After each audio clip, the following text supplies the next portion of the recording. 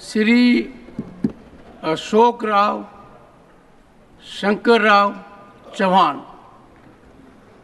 It is his maiden speech. आदरणीय सभापति जी, 1 second Ashok ji. Twice Chief Minister of Maharashtra, twice member of Lok Sabha, 4 times MLA, also MLC. Maiden address. Ji Congress से था। आदरणीय सभापति जी, मैं आपका आभारी हूं। आपने संक्षिप्त में मेरे बायोडाटा का भी जिक्र किया और मुझे गर्व है, मैं कांग्रेस से ही चुनकर आया था, इसमें कोई संदेह नहीं है। अध्यक्ष महोदय, आज मैं आदरणीय राष्ट्रपति जी ने जो दोनों संसदों के सदस्यों को जो संबोधित किया था, उसके आभार प्रस्ताव पर वहाँ पर समर्थन में यहाँ पर मेरे चंद विचार रखने के लिए यहाँ पर खड़ा हूँ। अध्यक्ष महोदय, आगे बढ़ने से पहले जो महत्वपूर्ण बातें हैं जिस पर इस सभागृह में चर्चा हुई है, उस पर मैं कुछ रोशनी डालने की मेरी मनोकामना है और मैं यहाँ पर कुछ बोलना चाहूँगा। आपने एक बहुत ज़रूरी बात इस सभागृह में परसों कही कि हर चीज़ जो इस सभागृह में इस हाउस में कही जाती है, उसका ऑथेंटिकेशन के बारे में कुछ आपने जिक्र किया कि जो भी बातें होती हैं वो जिम्मेदारी के साथ कि पूरे विश्व में, पूरे देश में इसको देखा जाता है और आम आदमी जो इस सभागृह में बातें होती है उसको बड़ी संजीदगी से सोचता है कि यहाँ जो भी बोला जाता है उसमें ऑथेंटिसिटी है, सच्चाई है और हम सबकी जिम्मेदारी, भले हमें प्रोटेक्शन मिलता है इस हाउस में, पर जो भी हम कहें इसको कहीं पर सच्चाई का, ऑथेंटिकेशन का, उसका बैकिंग होना चाहिए। ये बहुत अहम बात आपने यहाँ पर कही है। सभापति महोदय, आप जानते हैं कि आजकल नैरेटिव का ज़माना है, चाहे वो नैरेटिव सच हो या झूठ हो, काम का और विकास का और कॉन्स्टिट्यूंसी के वोटर्स का कुछ संबंध रहा है या नहीं रहा है, ये हर मेंबर यहाँ देखता है कि उनका क्या अनुभव रहा है। पर बात तो ये है कि एक बार एक नैरेटिव सेट हो जाए, वो चाहे वो सच हो या गलत हो, उस नैरेटिव के हिसाब से ही बातें आगे चलती है। उसमें फिर कहीं सक्सेस मिलता है, कभी आदमी हार जाता है। मैं ये बयान करना चाहूँगा कि संविधान के बारे में जो बातें इस चुनाव में हुई है, वो सरासर एक गलत नैरेटिव इस देश में सेट किया गया। भाजपा इस संविधान को बदलना चाहती है और उसके जरिए देश में कई चीज़, इसलिए बहुमत की तरफ मांग हो रही है। इस बात को पूरे देश में एक नैरेटिव सेट हो गया था। सभापति महोदय, एक तो कई मेंबर्स ने बातों को यहाँ पर बताया कि सच्चाई इसमें बिल्कुल नहीं थी, पॉलिटिकल चीज़ें, भाषण तो ज़रूर हुए हैं, पर मैं ज़रूर कहना चाहूँगा कि 1973 के केशवानंद भारती केस में एक लैंडमार्क जजमेंट जो सुप्रीम कोर्ट ने बिल्कुल साफ तौर पे कुछ चीज़ें कही थी।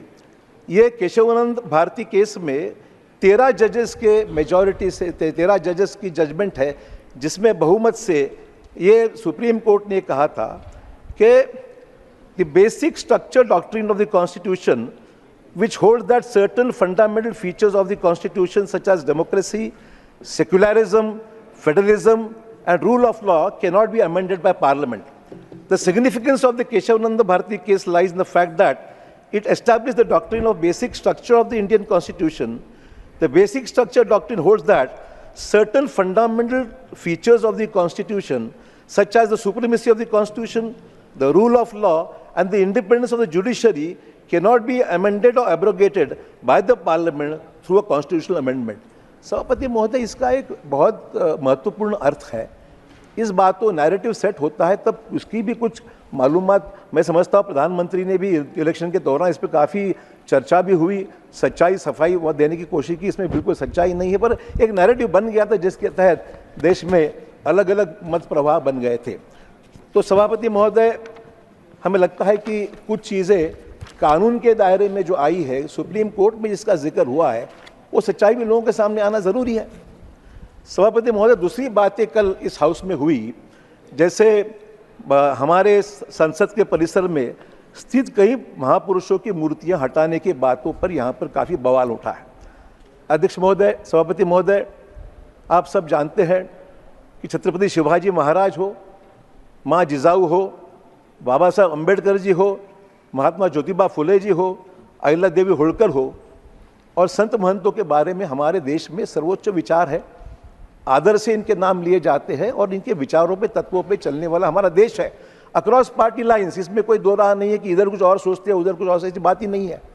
और अध्यक्ष में सबसे इंपॉर्टेंट बात यह है इस हाउस में संसदीय कार्य मंत्री ने बयान दिया है, उन्होंने स्पष्ट किया है कि ये मूर्तियां हटाई नहीं जाएंगी, बल्कि वहाँ एक सुंदर स्थल अलग बनाकर उसको ऐसी जगह पर हम लोग लगाएंगे ताकि हर व्यक्ति इन महापुरुषों के सामने नमन करके ही हाउस में जा सके। ऐसे स्थल पर वहाँ पर चल रहा है। देखिए सर, ऐसा है, आप मुझे सर मुझे प्रोटेक्शन दीजिए कि मैं अपने विचार यहाँ रख सकूँ। मेरा ये सभापति महोदय, सभापति महोदय, मैं आपसे प्रोटेक्शन चाहता हूं। जब इस हाउस में संसदीय कार्य मंत्री एक बयान देता है, वो उसका हक से उसका रिकॉर्ड पे चले जाता है। आपने खुद में जाकर इस चीज को देखा है। तो सवाल ऐसा है कि हाउस में दिया हुआ जो यहाँ पर हाउस पर यहाँ जो स्टेटमेंट किया गया है उसका कोई महत्व है, रिकॉर्ड पर है, और जो बातें हाउस में की जाती है उसको बाहर जाके अलग से सरकार नहीं कर सकती है। It is commitment to the house. ये प्रिविलेज मोशन हो सकता है। तो अध्यक्ष महोदय, ये बातें यहाँ पर हाउस में करके लोगों को गुमराह करने की बात जब होती है तो सभापति महोदय बड़ा दुख होता है कि इसमें पार्लियामेंट्री प्रोसीजर्स का मामला है। इसमें आपने हाउस में जरूर इस बात को दोहराना चाहिए कि इसका इम्प्लीमेंटेशन जरूर होगा। सभापति महोदय, नीट के बारे में यहाँ हाउस में चर्चा काफी हुई। मुझे बताइए, हाउस के सदनों के दोनों हिस्से में इसके बारे में किसी का दो मत नहीं है कि इस पर तहकीकात होनी चाहिए, एक्शन होना चाहिए, ये सिस्टम पारदर्शक होनी चाहिए, और चाहे वो नीट की परीक्षाएं हो या और भी कोई कॉम्पिटिटिव एग्जामिनेशन हो, उसके परीक्षाओं के बारे में सिस्टम में बदलाव लाने की ज़रूरत है। मैं देवेगौड़ा साहब का यहाँ जिक्र ज़रूर करना चाहूँगा, जिसके उन्होंने समर्थन में कहा कि जब तक सीबीआई इंक्वायरी की पूरी मालूमात आती नहीं है तब तक इसमें कोई अलग से भूमिका लेना ज़रूरी नहीं, और दैट इन्वेस्टिगेशन द प्रोग्रेस में है। पर मुझे ये समझ नहीं आता है कि इसके बारे में जैसे सरकार समर्थन कर रही है कोई बात का, ऐसा जो चित्र निर्माण किया जा रहा है वो बिल्कुल सरासर गलत है। इसमें पूरी तहकीकात होनी चाहिए और जो कल्प्रिट्स है उस पर एक्शन होना ही चाहिए। इसमें किसी का, अध्यक्ष सभापति महोदय, अलग भूमिका नहीं है। पर सभापति महोदय, ये भी सच है कि ऐसे इंसिडेंट्स जो देश के कई राज्यों में हो रहे हैं उसके वजह से पालक, छात्रों के पेरेंट्स जो है, छात्र है, उनके बौद्धिक दिमाग पर बहुत तनाव पड़ता है। यदि आप नीट या जेईई के पास नहीं करते हैं तो जीवन व्यर्थ है, ऐसी तरीके की एक भावना स्टूडेंट्स में निर्माण हुई है। बड़ा मानसिक संतुलन खोने की बातें होती है। तो अध्यक्ष सभापति महोदय, बात ये है, इस पे बहुत गहराई से चर्चा भी सदन में होने की आवश्यकता है और इसके ऊपर सरकार ऐसा ठोस कदम उठाए। और मैं समझता हूँ भारतीय जनता पार्टी के संकल्प जो पत्र है इसमें भी इसका जिक्र किया गया है कि सरकारी भर्ती तथा शिक्षा संस्था की परीक्षाओं में पेपर लीक और अनियमितता के बारे में रोकने के बारे में सख्त कानून बनाने के बारे में मैनिफेस्टो में बीजेपी ने इसका जिक्र किया है। तो इसके बारे में किसी की दो राह नहीं है कि निश्चित तौर पर ये ज़रूरी है और अहम सवाल आज लोगों के सामने है। सभापति महोदय, राष्ट्रपति जी ने केवल अपने जो उन्होंने स्टेटमेंट किया है, जो उन्होंने भाषण किया है, इसमें केंद्र के पिछले 10 सालों का लेखा जोखा संसद के सामने रखा है और आने वाले समय का रोड मैप पे उन्होंने उसका जिक्र किया है कि किस तरीके से जो संकल्प किया है उसको अचीव करने के बारे में क्या दिमाग में उनके बातें और सरकार क्या करने जा रही है उसका भी रोड मैप एक तरीके से उन्होंने यहाँ पर जिक्र किया है। सभापति महोदय, आज देश में सबसे बड़ा चुनाव, देश में सबसे बड़ी डेमोक्रेसी इस दुनिया में तो भारतवर्ष में है और भारतवर्ष की डेमोक्रेसी के इस चुनाव को बड़े नज़दीक से, करीब से लोग देख रहे हैं। किस तरीके से इसका जो चैलेंजिंग टास्क था, जो हमारे सामने, पूरी दुनिया के सामने उत्सुकता थी कि ये देश का चुनाव किस तरीके से संपन्न होगा, और इस चुनाव में 64 करोड़ 20 लाख लोगों ने सहभाग लिया है। लोकतंत्र के सर्वोच्च अधिकार का प्रयोग 64 करोड़ लोगों ने यहाँ पर किया गया है। देश भर में तकरीबन 66% लोगों ने वोटिंग की है। मैं समझता हूँ 66% भी हो तो वोटिंग ज़्यादा होने की आवश्यकता थी, इसमें कोई शक नहीं है। और प्रॉब्लम ये है कि जो इलेक्शन कमीशन ने जो शेड्यूल 7 लगातार जो उन्होंने 7 शेड्यूल अलग अलग अनाउंस किए थे, उसमें सभापति महोदय वीकेंड्स बड़े पैमाने पे थे। तो वीकेंड्स पे लोग छुट्टियां मनाने चले गए, कोई काम के लिए निकल गया। तो ये इसमें ज़रूर कोशिश होनी चाहिए कि चुनाव जब होता है तो वर्किंग डेज का ध्यान में रखते हुए कुछ होता है तो शायद उसका परसेंटेज पे असर हो सकता है। जम्मू और कश्मीर के इलेक्शन के बारे में जिक्र हुआ। जम्मू कश्मीर में रिकॉर्ड ब्रेकिंग वोटिंग हुआ है। 5 लोकसभा सीटों के लिए 58% वोटिंग हुई है और पिछले 35 साल में सबसे बड़ा यह आंकड़ा है कि वोटिंग वहां पर लगभग 58% हुई है। 2019 के लोकसभा चुनाव में 44% वहाँ पर वोटिंग परसेंटेज हुआ था। तो मैं समझता हूँ कि ये जो 14% का अधिक वृद्धि हुई है और लोगों का कश्मीर के विकास में मोदी सरकार ने द्वारा जो विभिन्न फैसले लिए हैं उसका ये प्रमाण बताता है कि लोग उसको खुलकर इसमें आज वोटिंग के लिए निकल पड़े। रिजल्ट कुछ भी आए हो पर निश्चित तौर पर वोटिंग के लिए लोग वहाँ पर बाहर निकले हैं। तो सभापति महोदय, आज इंफ्रास्ट्रक्चर की बातें हुई, रोड, रेलवेज, एयर कनेक्टिविटी, सब के बारे में बहुत बड़े पैमाने पर अच्छी बातें लोगों ने की है और मैं समझता हूँ ये प्रशंसनीय है कि देश का इंफ्रास्ट्रक्चर एक अच्छा शेप ले रहा है और उसमें रोड की अचीवमेंट हो, रेलवेज की जो कनेक्टिविटी हो, बुलेट ट्रेन की बातें हो रही है। हमारी अपेक्षा यही है कि राज्य के पिछड़े हुए हिस्सों में हमको ये कनेक्टिविटी बढ़ाने की आवश्यकता है।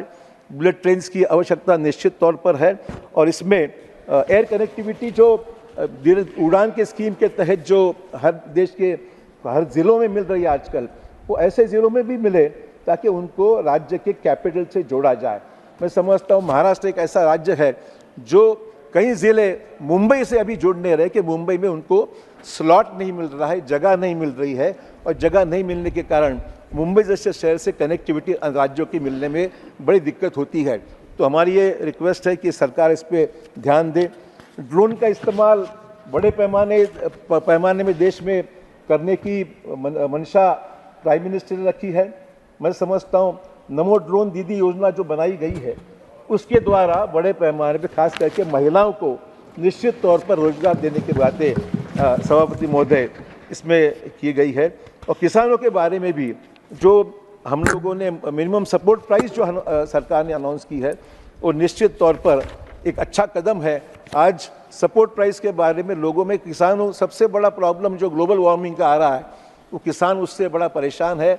किसानों के उपज के दाम कम ज़्यादा होते रहते हैं, इसलिए एमएसपी जो है वो मैं समझता हूँ 10 सालों में एमएसपी 65 से 185% तक बढ़ोतरी एमएसपी की हुई है। ये खास तौर पर रिकॉर्ड पे मैं रखना चाहूँगा, जिसके वजह से किसानों अन्य शिकायतें हैं, किसानों की आत्महत्या अभी भी है, उसमें कोई संख्या नहीं है, पर एमएसपी का ये बहुत बड़ा काम इसमें हुआ है, जिसके वजह से मैं समझता हूँ ये कामों में ध्यान देने की आवश्यकता है। और ये प्रधानमंत्री सूर्योदय योजना के तहत भी जो मकान मिलने वाले हैं, जिसमें आम आदमी को, गरीब आदमी को इस ऊर्जा को कोई पैसे देने की आवश्यकता नहीं है, मुफ्त में मकान की बिजली का भी सुविधा सोलर हाउसिंग के जरिए अध्यक्ष महोदय हुई है। तो मैं समझता हूँ अध्यक्ष महोदय चंद चीज़ों वक्त की कमी के कारण मैं ज़्यादा यहाँ पर कहना नहीं चाहूँगा।